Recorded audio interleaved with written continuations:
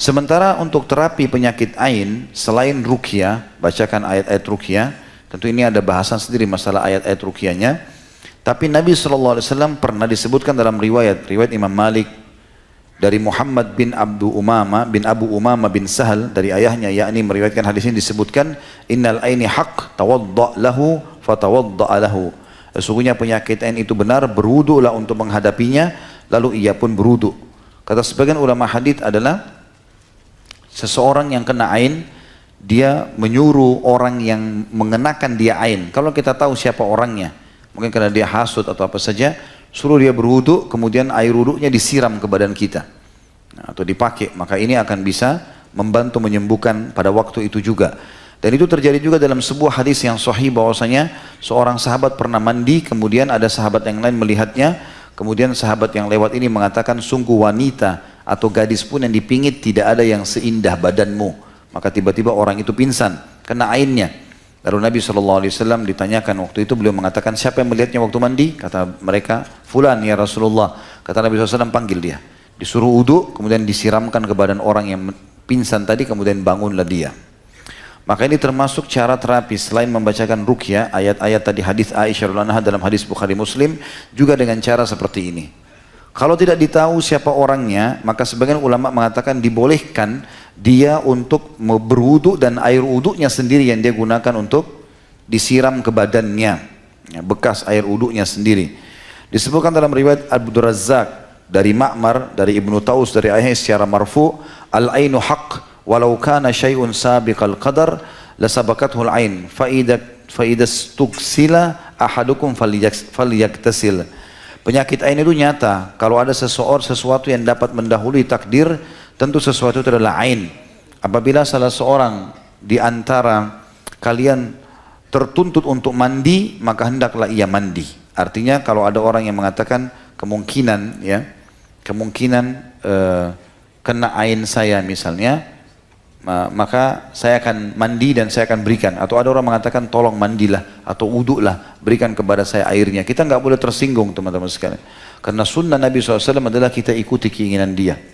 Makanya kata Nabi SAW, siapa yang diminta untuk mandi atau wudu maka dia lakukan. Kemudian dalam riwayat Jabir, hadis ini diriwayatkan oleh Bazzar dengan sanad hasan, dan hadis ini marfu, innal aini la tudkhilul rajulul qabra wal jamal al kidra. Sesungguhnya ain itu dapat memasukkan seseorang ke dalam kubur, artinya sampai menyebab mati, dan unta bisa masuk ke dalam kuali. Ya. Jadi saking luar biasa bahayanya penyakit ain itu. Salah satu juga yang efektif selain ruqyah syariah, selain juga mengambil air wudu atau air mandi orang tersebut atau dia sendiri yang wudu, maka juga dilakukan dengan cara mengucapkan Masya Allah Tabarakallah. Masya Allah Tabarakallah. Dan ini sudah sering dipraktikkan oleh teman-teman kita di Timur Tengah. Kalau di mobilnya dipasangin stiker Masya Allah Tabarakallah. Kalau di rumah pintu masuk seperti ada kaligrafi, itu ditulis Masya Allah Tabarakallah. Dan memang sudah biasa melatih diri anak-anak atau orang sekitarnya, istrinya, suaminya, setiap muji sesuatu dia mengatakan Masya Allah Tabarakallah. Tapi memang itu harus dilakukan. Harus dilakukan ya, kalau orang puji, karena ini bahaya. Terutama teman-teman kadang-kadang subhanallah kalau keluar rumah kita punya anak kecil sengaja diperindah, lalu kita tidak sama sekali membekali dia dengan doa, ya, dengan mendoa agar Allah lindungi dari keburukan. Ini bahaya sekali. Ya.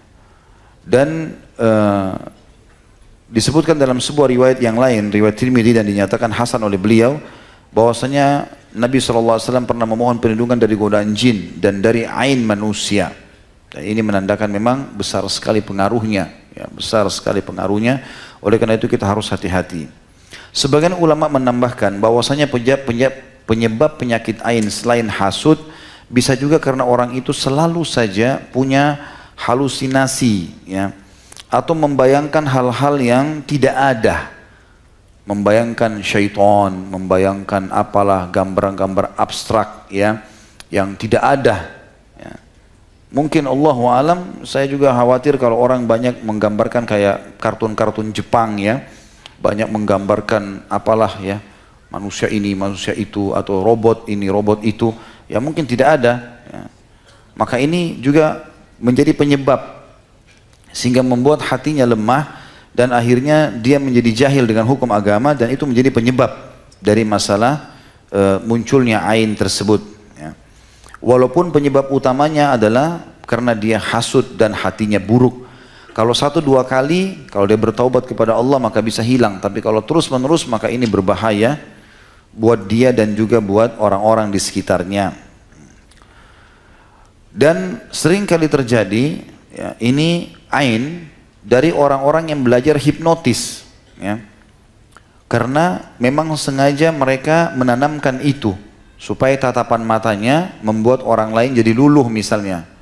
Dan ini memang sering kali terjadi dari orang-orang jahat, bahkan dari orang-orang kafir sendiri yang memang hasud kepada kaum muslimin. Allah sebutkan dalam surah Nun ayat 51, ya. A'udzubillahi minasyaitonirrajim wa iyyakadul ladzina kafaru liyuzlikuka bi absarihim lamma sami'u dzikra wa yaquluna innahu lamajnun. Dan hampir-hampir saja orang-orang kafir itu mencelakakan dirimu dengan pandangan mata mereka, gitu kan. Dan pada saat mereka mendengar kebenaran, ya, dan mereka berkata sungguhnya orang ini adalah orang gila, ya, maksudnya mengatakan tentang Nabi alaihi salatu wassalam. Tentu di buku ini cukup banyak teman-teman sekalian, kalau dimiliki tentang Ibnu Qayyim rahimahullah, beliau ajarkan tentang doa-doa ruqyahnya. Seperti a'udzu bikalimatillahi tammat min syarri ma khalaq. Ya, aku berlindung kepada Allah dengan kalimat-kalimat Allah yang paripurna dari kejahatan makhluk ciptaannya. A'udzu bikalimatillahi tammat min kulli syaitanin wa hammin min kulli ainin lammah. Aku berlindung kepada Allah dengan kalimat-kalimat Allah yang paripurna dari gangguan syaitan dan binatang serta dari gangguan ain yang dahsyat, ya. Dan cukup banyak hadis-hadis atau doa-doa yang disebutkan oleh beliau. Saya datangkan saksi bahasan saja kalau memang ruqyah dibolehkan di sini termasuk dari masalah ain. Kemudian ada hadis-hadis Nabi SAW juga yang berhubungan dengan masalah ruqyah, ya. Masalah ain ini disebutkan dalam riwayat Imam Muslim, rakhasa Rasulullah SAW fi ruqyati minal aini wal hummati wan namlah. Rasulullah SAW mengizinkan untuk ruqyah terhadap penyakit ain, gigitan binatang berbisa, dan penyakit semut, ya. Yang dimaksud penyakit semut bukan sengatan semut, ya. Tapi orang-orang Arab dulu biasa mengatakan penyakit semut, ada penyakit yang tiba-tiba memunculkan di antara 2 alis atau 2 mata seseorang belang-belang, ya, atau di kulitnya muncul belang-belang, entah seperti apa, tapi begitu keterangannya belang-belang, semoga Allah menjaga kita, maka itu juga dibolehkan untuk ruqyah.